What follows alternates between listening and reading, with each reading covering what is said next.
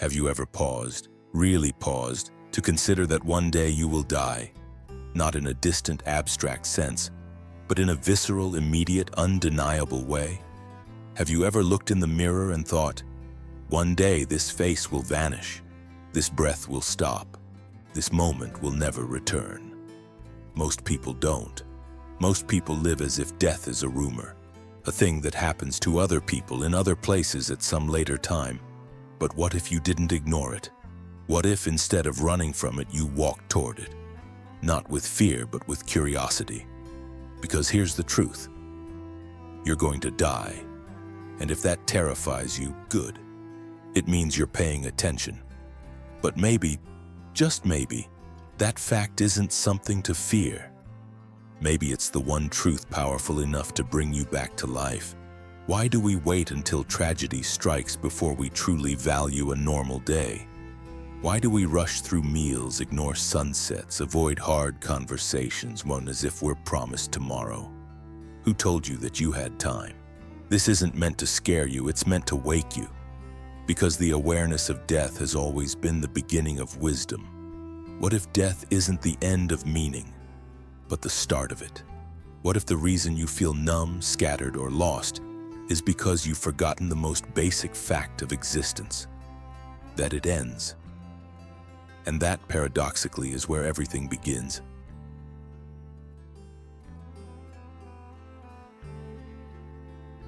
Have you ever achieved everything they told you would make you happy and still felt empty? Leo Tolstoy did. By his 50s, he was already a literary giant. War and Peace, Anna Karenina, a household name, worshipped across Europe. He had wealth, fame, family, land, everything. And yet one morning he woke up and asked himself a why. Why write another book? Why get out of bed? Why live at all?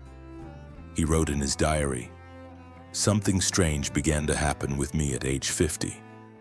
I felt that the life I was leading had no meaning." Think about that. One of the greatest writers of all time, adored by millions, was secretly thinking of ending his life because none of it felt real anymore. Have you ever felt that disconnect when the outside looks successful but the inside is crumbling? Tolstoy described it as standing beneath a tree, a noose around his neck, asking, why not just let go? It wasn't depression. It wasn't a crisis of creativity. It was the slow, gnawing ache of unlived truth. He realized he'd been climbing a ladder, only to discover it was leaning against the wrong wall. Can you relate? Have you ever chased applause, built a life around what others admired, numb, only to realize you were never truly there? That's what death awareness did to Tolstoy. It stripped the mask, it exposed the lie of more, and it whispered, you don't have forever. So what will you do now?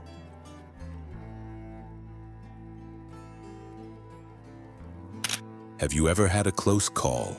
One of those moments that shook you out of autopilot? Michel de Montaigne did. One afternoon, while riding on horseback, he was thrown violently to the ground. His body went limp. He couldn't breathe. Blood filled his mouth. The world spun, he was certain. This is it. But then, he lived. He wrote later that something strange happened during that near-death moment. A serenity, not terror, not panic, but an odd clarity. Why do we fear death so much, he wondered, if the moment itself can feel peaceful?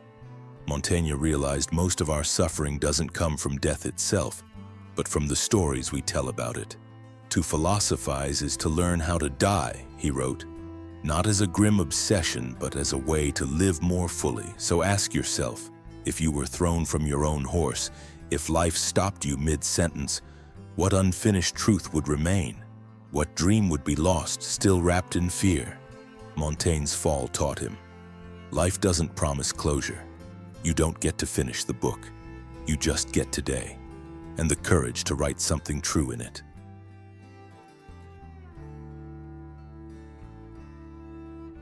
Let me ask you this. What are you postponing? What idea, what confession, what adventure have you shelved for someday? And what if that someday never arrives? We live as if we have unlimited time, but you don't. I don't. None of us do. And yet, we build our lives on that illusion. Kierkegaard warned that most people live in such a way that they never truly become themselves. Not because they couldn't, but because they kept putting it off. So ask yourself honestly, what part of your life feels paused? What would you do differently if you knew the clock was ticking louder? There is no perfect moment, no ready, no magical sign. There is only now, and whether you'll answer it. And if this is speaking to something deep in you, if it's making you reflect, your like and subscribe would mean a lot for a new channel like this. It helps more people discover these ideas and gives this kind of reflection a place in a noisy world.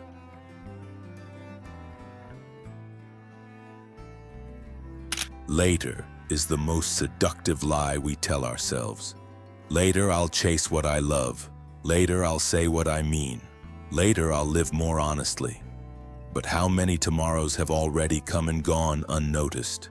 We convince ourselves that later will be safer, that we'll be braver next year, next job, next season. But mortality doesn't wait for your confidence to catch up. You could live a whole life composed of deferrals, ticking boxes, pleasing others, numbing your longings, and then, one day, you're out of time. Marcus Aurelius saw this clearly. He wrote, "You could leave life right now. Let that determine what you do and say and think. Can you feel the weight of that?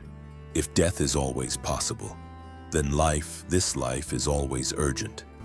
So ask yourself, what are you delaying out of fear that might be the very thing your soul is asking you to do now?"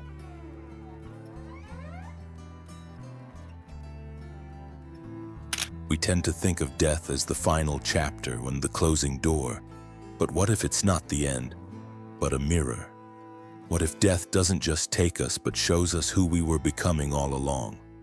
If the sum of your days were reflected back at you, the thoughts you fed, the dreams you buried, the truths you ignored, would you recognize yourself? Would you be proud? Or would you wish for one more chance to realign? Tolstoy wrote a story about this. A man, Ivan Ilyich, lives an ordinary, respectable life. He does what's expected, climbs the ranks, follows the rules. But on his deathbed, he's haunted by a single thought. What if my whole life has been wrong? That question, so simple, so brutal, is the same question most of us run from. But maybe it's the one we should live toward. So I'll ask again, if your life ended today, would it feel like a conclusion or a regret? And if it's regret, what would you need to change to make it feel like truth?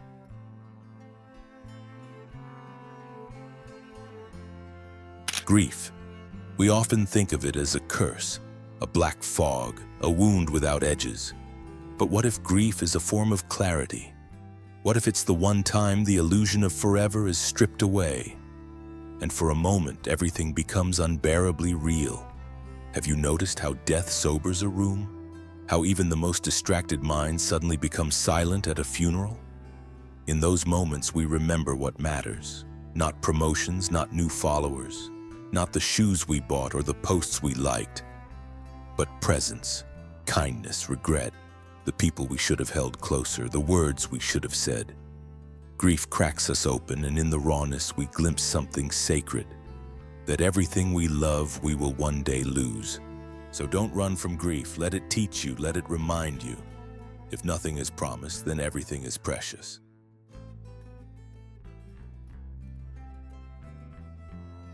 This might sound harsh, but hear it. You are already dying. Not in the melodramatic sense, in the very real, biological, undeniable sense. Your cells are aging. Your days are counting down, quietly, invisibly. But here's the twist. Most people aren't afraid of dying. They're afraid of not having lived. Afraid that they've stayed safe instead of being honest. That they've stayed busy instead of being awake. So here's the real question. Are you spending your limited time becoming more of yourself or less? Because death is coming, yes, but so is tomorrow. And if you wake up tomorrow, you'll have another chance to live like your life is yours. Don't waste it proving something. Don't waste it chasing applause. Spend it becoming true.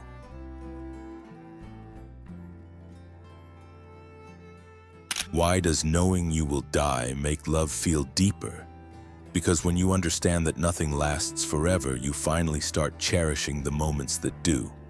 That look in someone's eyes, the way they say your name, the quiet warmth of sitting in the same room, doing nothing but fully there.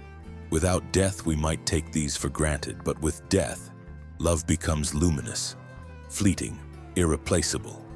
Montaigne wrote, "To philosophize is to learn how to die."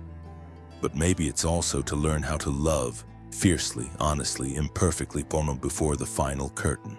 So ask yourself, are you loving as if this might be the last time? Not in panic, not in desperation, but with reverence, because death makes lovers of us all, not just of people, but of life itself.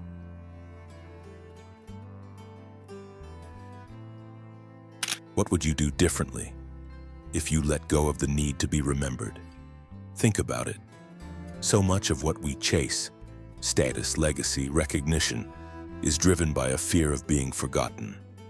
But Montaigne reminded us that death equalizes everything. Kings and peasants, geniuses and fools, all end in dust. So why waste your life trying to impress ghosts? What if, instead of legacy, you focused on presence? Not what they'll say after you die, but how you feel while you're alive. Not the monuments you leave, but the quiet moments you fully inhabit. Wouldn't that be more freeing? To live not for applause, but for truth. To die not full of achievement, but of alignment. You can let go, and in that letting go, become real.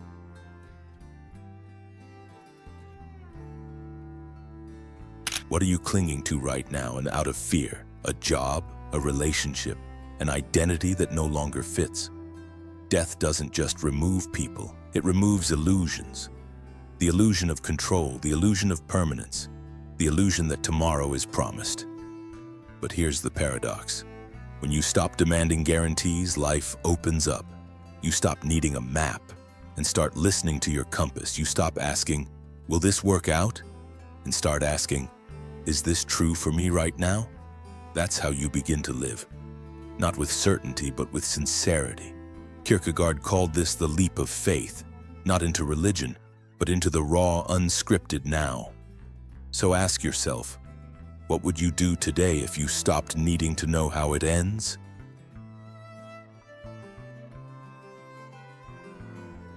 You will die, but not everything you touch will die with you. A kind word you spoke, a truth you dared to live, a soul you helped feel less alone. These things echo, not in grand statues or history books, but in the invisible architecture of other lives. Tolstoy believed that a meaningful life isn't measured by scale, but by sincerity.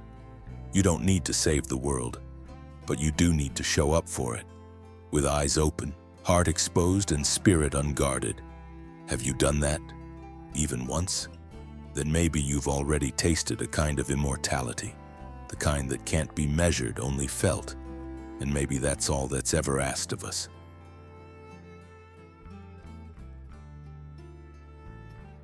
What if every day you said goodbye, not out of morbid fear, but deep reverence?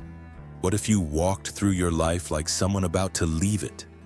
Would you complain less, forgive faster, love harder? Would you slow down to hear the wind or memorize the shape of someone's laughter?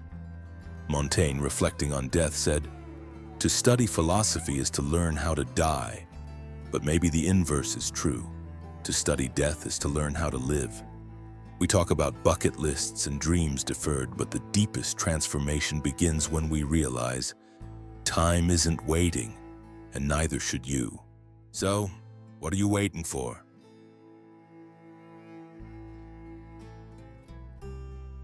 Death strips us down not to empty us, but to reveal what we've been carrying all along.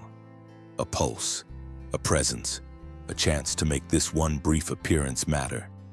You are not here forever, but you are here now.